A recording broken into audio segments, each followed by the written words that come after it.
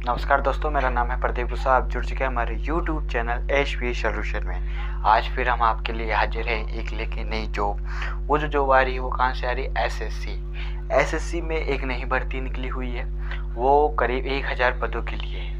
ठीक है, तो 1000 पद कम नहीं होते। एसएससी के अंदर कहीं ना कहीं भर्ती निकलती रहती है।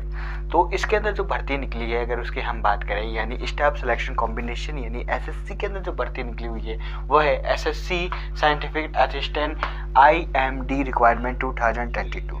ठीक है, अगर हम इसका मतलब समझे तो साइंटिफिक जो असिस्टेंट है, जो यानी आपको असिस्टेंट के तौर पर यहाँ पे क्या किया जाएगा, बतौर आपको ड्यूटी दी जाएगी। और इसके अंदर जो सैलरी रहने वाली है आपकी 35,000 प्लस मंथ है, यानी पर मंथ है। ठीक है, यानी हर महीने की 35,000 आपकी सैलरी आने वाली है। ठीक है, अब इसके अगर हम बात करें कि एप्लीकेशन फीस क्या है, क्वालिफिकेशन क्या है, एज लिमिट क्या है, तो ये सारी की सारी जो आपकी समस्या है वो यहाँ पे सॉल्व कर दी जाएगी। अब मैंने बता दिया इसके अंदर काम क्या क्या है, क्योंकि आपको असिस्टेंट के तौर पे यहाँ पे रखा जाएगा। एसएससी के अंदर ये भर्ती निकली हुई है स्टाफ सिलेक्शन कॉम्बिनेशन में, और 2022 है। अब इसके जो फॉर्म है वो कब से भरे जा रहे हैं उसकी भी हम जानकारी ले लेते हैं। सबसे पहले अगर हम बात करें कि जो एप्लीकेशन जो फीस है वो क्या रहने वाली है। एप्लीकेशन फीस की अगर हम बात करें तो जनरल ओबीसी ईडब्ल्यूएस की 100 रुपये है। ठीक है, एसएससी के अंदर ज़्यादातर आपको जो फीस देखने को मिलेगी जनरल ओबीसी की 100 रुपये ही मिलेगी। ठीक है, SC ST को हमेशा ये फ्री रखता है, कोई भी शुल्क नहीं लेता है SC ST का। तो SC ST वाला बिल्कुल सुनने हैं, ये एसएससी के अंदर खासी बात है। और एसएससी के अंदर एक खास बात ये भी है कि जब भी आप इसका जो फॉर्म भरें, ऑनलाइन फॉर्म भरे जाते हैं, उससे 2 या 3 दिन पहले ही भर दें लास्ट डेट से, क्योंकि एसएससी की जो साइड है वो बिजी हो जाती है। कैसे हो जाती है? बिजी हो जाती है। इसलिए आप क्या कीजिए, 2 से 3 दिन पहले इसको कंप्लीट कर लीजिए। तो अब अगर हम बात करें कि कैटेगरी के हिसाब से कि आल कैटेगरी के अंदर जो फीमेल है उसकी फीस क्या रहेगी, तो इसने क्या कर दिया है कि आल कैटेगरी जो फीमेल है वो बिल्कुल कोई फीस नहीं लगने वाला, यानी 0। आल कैटेगरी फीमेल 0, चाहे वो कैंडिडेट SC का हो, OBC का हो, ST का हो, जनरल का हो, EWS का हो, फीमेल अगर है तो उसका कोई भी शुल्क नहीं लगने वाला है। इसके बाद अगर हम बात करें कि एप्लीकेशन कब से स्टार्ट हो रहे हैं, तो एप्लीकेशन इसके स्टार्ट हो चुके हैं 30/9/2022 से। जो 30 सितंबर 2022 से इसके एप्लीकेशन स्टार्ट हो चुके हैं। तो लास्ट डेट की अगर हम बात करें तो लास्ट डेट जो इसके अंदर रहने वाली है, last date of apply online. इसका अप्लाई कैसे कर रहे हैं? आप ऑनलाइन करेंगे। एसएससी का सारा जो अप्लाई होता है वो कैसे होता है? ऑनलाइन होता है। तो 18/10/2022 जो आने वाली है, 18 अक्टूबर 2022 इसकी क्या रहेगी? लास्ट डेट रहेगी। एग्ज़ाम जो फीस है आप इसको पे करने की जो लास्ट डेट है वो आपकी रहेगी 20/10/2022, यानी 20 अक्टूबर 2022। इसने 2 दिन एक्स्ट्रा दे दिए हैं। एसएससी में हमेशा 1 दिन या 2 दिन एक्स्ट्रा दिए जाते हैं फीस जमा करने के लिए, क्योंकि इसकी जो साइड होती है वो कैसे हो जाती है? बिजी हो जाती है। तो बिजी साइड के अंदर आप पेमेंट नहीं कर पाते, आपका फॉर्म तो फिल हो जाएगा, वो तुरंत हो जाता है, लेकिन जो इसका चालान करता है वो काफ़ी देर में करता है। इसलिए इसकी जो 2 दिन आपको एक्स्ट्रा बढ़ा के दे दिया गया है, जिससे आप इसका चालान आसानी से कटवा सकें।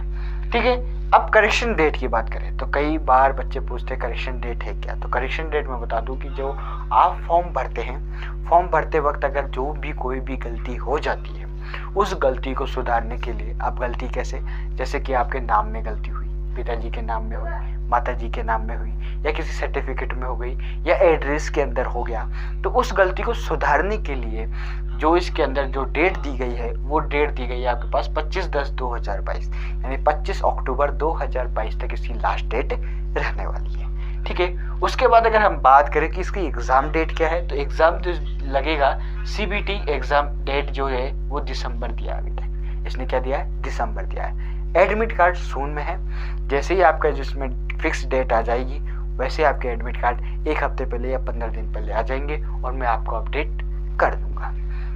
ठीक है, और जिसने अभी तक हमारे चैनल को सब्सक्राइब नहीं किया वो सब्सक्राइब जरूर कर ले, बेल आइकन के बटन दबा दे, जिससे हमारी जो लेटेस्ट अपडेट है वो आपके पास तुरंत पहुंचती रहे। लाइक जरूर कर दे। अब अगर हम बात करें इसके अंदर एज लिमिट की, कैसी एज लिमिट? एज लिमिट सबसे मेन रहता है कि आप इस फॉर्म के लिए लायक हैं या नहीं है, वो है एज लिमिट। कि कई बच्चे क्या रहते हैं कि 1 महीने से, 2 महीने से या 2 दिन से रह जाते हैं फॉर्म भरते हुए। तो एज लिमिट की अगर हम बात करें तो मिनिमम जो एज है उसने मना कर दिया है। मिनिमम एज हमको चाहिए नहीं, कम से कम जो एज वाले हैं नहीं चाहिए, 15 साल 14 साल सब चलेगा, लेकिन जो क्वालिफिकेशन है वो होना चाहिए। तो क्वालिफिकेशन इतना नहीं है, इसने हाई मान लिया थोड़ा सा। मैक्सिमम एज की अगर हम बात करें तो 30 ईयर्स, ज़्यादा से ज़्यादा 30 साल का होना चाहिए, इससे ज़्यादा नहीं होना चाहिए। ठीक है। टोटल पोस्ट जैसे मैंने बताया 1000 के समथिंग, यानी 990 पोस्ट है। कितनी है? 990 पोस्ट है, कम नहीं है एसएससी के अंदर। अब हम क्वालिफिकेशन एबिलिटी की अगर हम बात करें तो सबसे पहले इसने मांगा है bachelor degree in any science. आपके पास एक बैचलर डिग्री होना चाहिए, कहाँ पे होना चाहिए? वो साइंस में होना चाहिए। ठीक है। और नहीं, जैसे बीए हो, बीकॉम, ये नहीं चलेगा, ओनली फॉर साइंस में चलेगा। जैसे बीएससी हुआ, नर्सिंग हुआ, बीएससी, इसमें चल जाएगा, एग्रीकल्चर हुआ, ये सब चलेगा। ठीक है। अब इसके अंदर जो आपके पास जो सब्जेक्ट होंगे वो physics as one of the subject. आपका जो मेन सब्जेक्ट होगा वो होगा फिजिक्स। जब हम बीएससी करते हैं तो उसके अंदर लास्ट ईयर के अंदर आप चूज़ करते हैं कि कौन सा ऐसा सब्जेक्ट है जो हम लास्ट ईयर तक रखेंगे, तो वो रहता है आपका फिजिक्स। तो इसके अंदर क्या मांगा है? फिजिक्स आपका लास्ट ईयर तक का होना चाहिए। ठीक है। उसके बाद इसने मांगा है कंप्यूटर साइंस में। अगर आपके पास कंप्यूटर साइंस से अगर आपके पास जो भी कर रहे हैं बीएससी या बीसीए कर रहे हैं तो वो जो कंप्यूटर साइंस होना चाहिए। अब इसके अंदर अगर आईटी है तो और भी अच्छी बात है। उसके बाद है आपके पास computer application for diploma in. अगर आपके पास कंप्यूटर साइंस के अंदर एप्लीकेशन में डिप्लोमा किया हुआ है तो और भी अच्छी बात है। वो भी आपके पास इलेक्ट्रॉनिक्स से है तो और भी बढ़िया है, और टेलीकम्युनिकेशन भी अगर आपके पास है तो और भी अच्छी बात है। ठीक है। अब इसके अंदर दूसरा जो पॉइंट दिया गया है कि आपके पास जो भी आपके पास बैचलर डिग्री हो, चाहे आपके पास इंजीनियरिंग डिग्री हो, ठीक है, आपके पास चाहे कंप्यूटर साइंस डिग्री हो, उसके अंदर आपके 60% मार्क्स प्लस होने चाहिए। ठीक है। माइनस नहीं होने चाहिए, यानी फर्स्ट क्लास पास चाहिए। इसको 60% अबव होना चाहिए, माइनस में नहीं होना चाहिए। अगर 60% है तब भी आप फॉर्म भर सकते हैं, 60.01 है तो आप तो भर ही सकते हैं। प्लस हो गया, मान लीजिए आपके पास 59 प्लस 99 अगर रह जाए तो आप नहीं भर सकते, 0.9 रह गया तो नहीं भर सकते। ठीक है। तो ये सारे के सारे आप फॉर्म भर सकते हैं। इसके अंदर 60% प्लस मांगा गया है। इसके बाद अगर हम बात करें तो आपके पास 10th-12th के अंदर पीसीएम होना चाहिए। 10th-12th आपने किया हुआ हो और उसके अंदर सब्जेक्ट जो आपका होना चाहिए वो पीसीएम होना चाहिए, फिजिक्स, केमिस्ट्री, मैथ होना चाहिए। ठीक है। ये आपकी क्वालिफिकेशन हो गई। कैटेगरी के हिसाब से इसके अंदर कोई पोस्ट नहीं है, क्योंकि एसएससी के अंदर कैटेगरी नहीं दी जाती, इसके अंदर डिवाइड नहीं किया जाता है कि इस कैटेगरी के अंदर इतनी पोस्ट है, इतनी पोस्ट है, इतनी पोस्ट है। सिर्फ फीस में ही छूट दी जाती है एसएससी के अंदर। तो आज के लिए इतना ही काफ़ी है। जिसने अभी तक हमारे चैनल को सब्सक्राइब नहीं किया वो एक बार सब्सक्राइब जरूर कर ले, बेल आइकन का बटन जरूर दबा ले। जिसको अच्छा लग रहा है वो लाइक कीजिए, ज़्यादा से ज़्यादा सपोर्ट कीजिए। हम ऐसी ही अपडेट आपके लिए लेके आते रहते हैं। तो आज के लिए इतना ही काफ़ी है। कल फिर हम मिलते हैं एक नई जॉब के साथ। जब तक के लिए ऑल द बेस्ट, धन्यवाद।